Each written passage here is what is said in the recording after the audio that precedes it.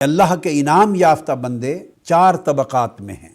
سب سے اعلیٰ انبیاء و رسول اعظام، اس کے بعد صدیقین، پھر شہداء، پھر صالحین ہیں۔ فرمایا ان کے نقوش قدم سے ہدایت تلاش کرو۔ تو نعمت اللہ کی چار نعمتوں میں منحصر ہو گئی، نبوت، صدیقیت، شہادت اور صالحیت۔ اب یہاں سوال پیدا ہوتا ہے کہ امام حسین کی شہادت کی عظمت کیا ہے اور اس کا فلسفہ اور اس کی حکمت کیا ہے؟ راز کیا ہے امام حسین کی شہادت کا کہ بہت شہادتیں ہوئی دنیا میں۔ آقا علیہ السلام کی بعثت سے پہلے بھی شہادتیں ہوتی رہیں، صحابہ کرام میں بھی ہوئیں، تابعین میں، اور آج تک شہادت امت میں اکابر کی، بڑے بڑے اعلام کی ہوتی رہی ہیں، مگر کسی شہادت کو نہ وہ شہرت ملی، نہ اس کے ذکر کو وہ دوام ملا، نہ وہ قبولیت عامہ ملی۔ جو درجہ، جو رتبہ، جو قبولیت، جو شہرت اور جو ذکر کی وسعت شہادت امام حسین کو ملی، کہ شہادت حسین در حقیقت سیرت مصطفیٰ کا ایک باب ہے۔ اب سوال پیدا ہوتا ہے کہ ان دو میں ربط کیا ہوا؟ شہادت حسین میں اور کمال و سیرت مصطفیٰ میں ربط کیا ہے؟ ربط سمجھنے کے لیے یہ سمجھ لیں کہ نعمتیں چار ہیں۔ اگلی بات یہ ہے کہ اللہ رب العزت نے اس امت میں جس کو بھی جو نعمت عطا کی، واسطہ نبوت محمدی عطا کی، ساری نعمتیں حضور کی اس نعمت کے ذریعے سے ہر ایک کو ملی، تو پھر شہادت بھی شہیدوں کو حضور کی شہادت کے وسیلے سے ملی۔ کوئی عمل نعمت بھی تب بنتا ہے، نیکی بھی تب بنتا ہے، بر اور تقوی بھی تب بنتا ہے جب حضور کی اتباع میں ہو۔ جو عمل حضور کی اتباع میں نہیں ہے وہ عمل نہ نیکی ہے، نہ تقوی ہے، نہ بر ہے، نہ کرامت ہے، نہ وہ نعمت ہے۔ تو شہیدوں کی شہادت نعمت ہی تب بنتی ہے کہ پہلے شہادت سیرت مصطفیٰ میں پائی جائے۔ ساری نعمتیں تو حضور کی ذات میں ہیں، تو شہادت تو ظاہراً دکھائی نہیں دیتی۔ اب یہ دو جہتیں تھیں، شہادت ہونی بھی چاہیے حضور کی ذات میں، اور شہید کیا بھی نہیں جا سکتا محمد مصطفیٰ کو، کوئی حضور کو شہید بھی نہیں کر سکتا، یہ بھی شرط ہے۔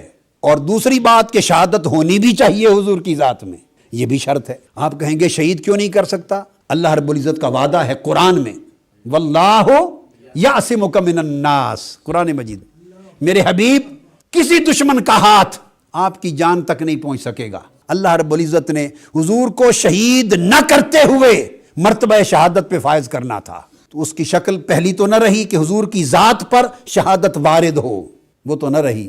تو دوسری شکل کیا تھی؟ وہ امام حسین اور کربلا تھی۔